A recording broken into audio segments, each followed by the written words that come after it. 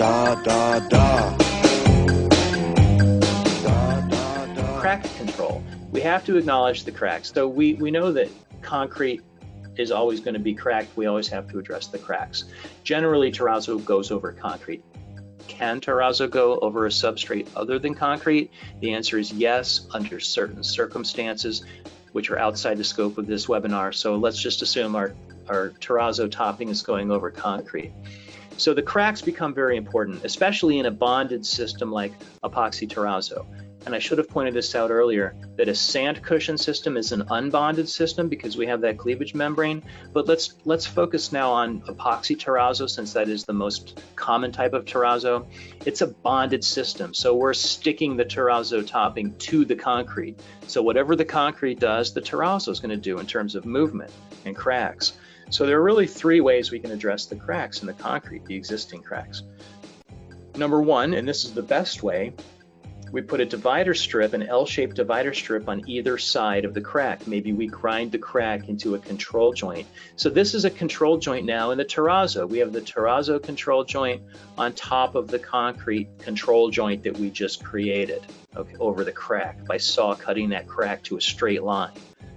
If the crack is already straight, well, we'll talk about cracks in a minute. Let's just talk about control joints, all right? I'm getting ahead of myself. Let's talk about control joints.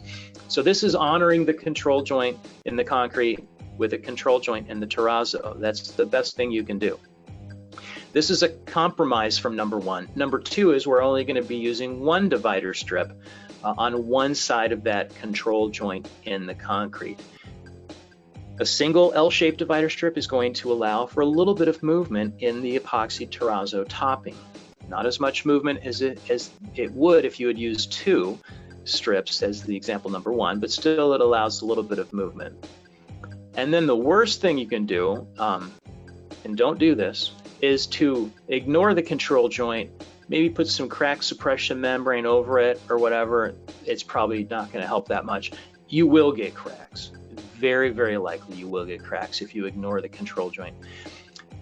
This detail, number three, is on the NTMA website with the caveat. I think the title of the detail is control joint in concrete at epoxy of terrazzo artwork. All right, so we're assuming that this is a priceless artwork over in the terrazzo, and you just can't break it up with not even a single divider strip, right? But be very careful, or better yet, don't even do number three. Here is a strip detail at a control joint, but we have an existing crack. We saw cut the crack. We place an L strip on either side. This is what it looks like in the finished installation.